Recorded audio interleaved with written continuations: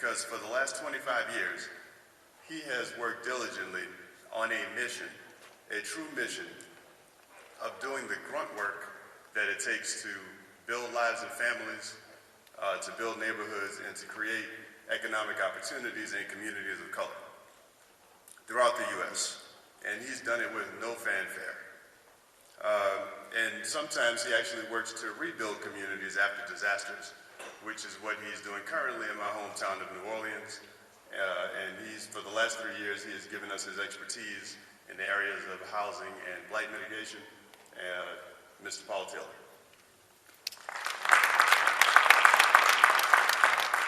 Good morning. Good morning to the people of Atlanta. Atlanta is the next ground zero. Pleased to be here today and be part of this great discussion. The discussion is focused on solutions around three important topics: foreclosure, blight, and disaster recovery.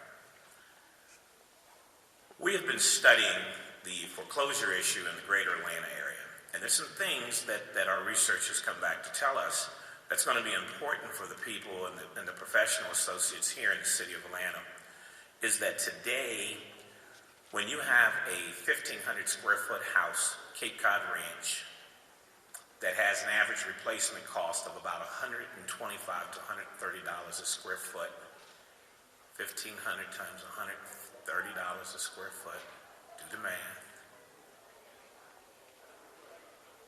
And today, in REO mitigation, those houses are going for $30,000.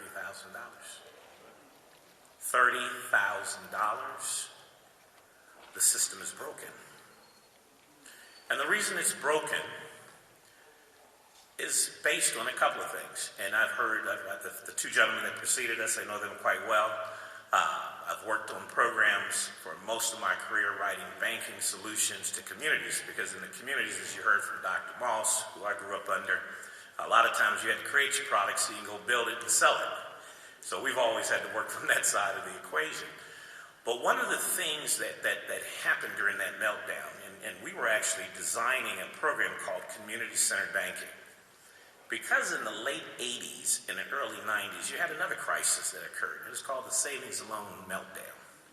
Most people, and a lot of young people today, don't really understand that. I tell young people in my office all the time that most of those who were born in the 70s, in the late 70s and early 80s, have never really experienced a major recession. Well, they're living it right now. And one of the things that occurred during that process is we had surplus of excess. And we did not understand that we needed to be educated on the financial mechanics to move forward in the financial world. I made a statement yesterday. Most people don't know this if you've not been in this industry for a long period of time. I licensed in real estate in the late 70s. When I started real estate, interest rates were 18%. Matter of fact, when interest rates went down to 10, 11%, I thought something was wrong. When they got down around 5, I thought the country was in trouble. And I say that facetiously, but it just shows you where things were at then and where they're at today. Today, you have 2% interest rate, and we're in a worse crisis. The issues that permeated itself during the 70s and 80s is most people don't understand this. In those days, Fannie Mae and Freddie Mac, black people could not get a loan from Fannie Mae and Freddie Mac. We have sold out to a process of inclusion at the expense of the only thing that supported our community, and that was FHA. If FHA lending standards were in place during this economic cycle, you would not have had the economic impact you have in housing today. Now, why is it that FHA was not in the picture? FHA was not in the picture because it would not have created the bubble. It wasn't fast enough. It wasn't swift enough.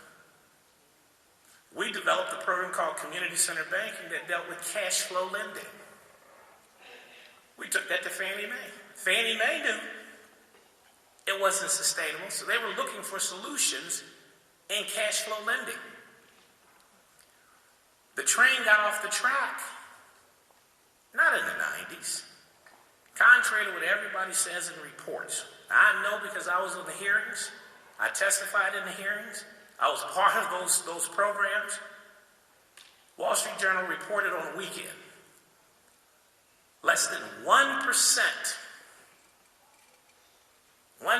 less than 1% was the total number loaned to people of color and minorities that was impacted by anything in this meltdown. Less than 1%. No doc, low doc, interest-only loans, they weren't giving those to people of color. Now, what they did down here in Atlanta, because you had a lot of affluent blacks, they opened up some of those templates down here. And Cicero talked about it, $204 billion in the housing industry. They were churning your dollars. Education. You're going to hear about education today. We do everything with education. I do not talk to anyone without an education component. Faith component, that's why you heard Dr. Moss. Education component, you heard Dr. Baskerville. We've got to quit uncoupling ourselves from our knowledge curve and our moral compass. That's why we get off track. But when you look at the Fannie Mae's and the Freddie Macs of the world, one of the things that came back out of that is that for a long period of time, they didn't loan money to us.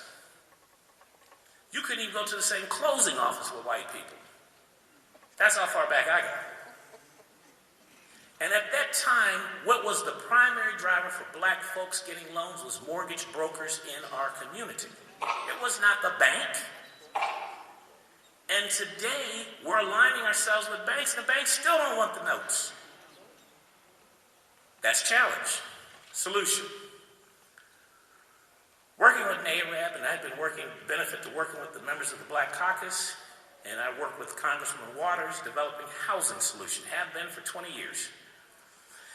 And she came to me and she said, Paul, she said, now look, now you know they're going to throw you under the bus because you were part of that group that said we needed to deal with relaxed standards. I said, yes, Congresswoman. I said, but it's very important to understand relaxed standards because they had no standards for us. She said, well, you got to defend yourself. And she was actually doing the co-chairing of the hearing, and she kind of threw me under the bus too. She said, now you got to fend for yourself because that's what you've been taught. So we held our own. The products we created, cash flow lending, we had less than 25 basis points charged off with 160-month actuarial history and never used credit. Our people didn't lose their houses because we educated them on financial literacy. We tied that education on financial literacy to the performance of their loan. That's what we're going to do inside this new program called HAP. Now, if you cannot fill out the paperwork and understand the cash flow mechanisms of what it's going to take you to pay for your home, you don't deserve a home until you understand the education component that goes with housing. And we as professionals in the industry, it's a mandate and a responsibility of you to make sure they understand that.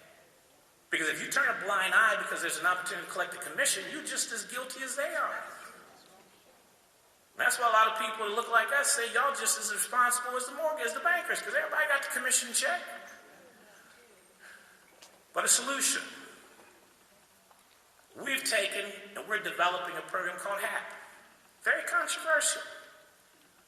In the white community, in the black community, even in our own real estate community. Because we don't understand what it means. But HAP is a solution when you look at, and I started this conversation with that 1,500 square foot home, $130 a square foot, $30,000. Only people who are buying those investments should be people you represent. But they're not, are they? You know why? Those same banks everybody cozied up with, they ain't giving you no credit now. So if you don't have credit, the people don't have access to capital to take advantage of these historical low rates. It's the best time to acquire wealth in our community. Right now, we can't do it because we're credit broke, cash flow poor, and we have been beholden to the wrong instrument. There's a solution, HAP. We have developed a program with our partners at 24 Asset and our organization and everything in our toolbox. That program now we have said let's change the script, and we're going to go to Wall Street. We deal with Wall Street every day. But it's something we do, it's not what you do. Some of you do. But until someone takes the time to go to the people who speak the language, because guess what? For the first time, they're hung up. There's trillions in dollars in wealth hung up on the financial sidelines because they can't get products moving. Because the process has eliminated so many people from the pool, only people they can deal with is investors. So for the first time, he who has demand has a tool. So the demand of our communities is still there. Why do I say that? In Atlanta, give you the model. An investor's taking a $30,000 investment. A couple $100 a month in house payment, or note payment, whatever you want to call it. They're renting that same house in Atlanta today for $1,200, $1,400 a month. And people are paying that because they've been kicked out of homes, and they have nowhere else to go. That's a net of $1,000 a month. $1,000 a month, they typically will hold them for 3 years, so they're going to net $36,000. And at the end of that $36,000 term, they're going to turn that real estate 3 times for around $100,000. On that one investment,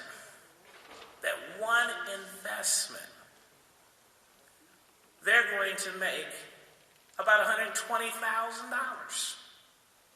And they're averaging about 100 investments per city. Do the math. That's wow, isn't it? Everybody get out of the real estate business and become an investor tomorrow. But you can't play on your people. So what we have done in HAP is we're going to be our own mortgage brokers again. We're going to open up that pipeline, and where banks are restricting us to credit scores of 640 and up. Well, I know the technicians in the room will say, well, that's because we need to tighten up this credit. Credit ain't got a damn thing to do with it. Excuse my language in the chapel. It's about cash flow. And we've proved that with the best minds in this country. MIT does all our actuarial studies, along with them same folks at Fannie Mae. They know it. So when you put a layer on credit scores of 640 and 660, you're just restricting the marketplace. You're not enhancing it. So we've gone in, we're going to peel that back in half. And when we peel that back in half, we're going down to 500 and 580 because I know something. We dealt with thousands of loans with no credit and have the best performance in this country. So it ain't about credit. Once you understand facts and statistics, met a young man here today, deals with statistics. Keep them engaged in your discussion. You heard LaVon Henry, same thing, engagement.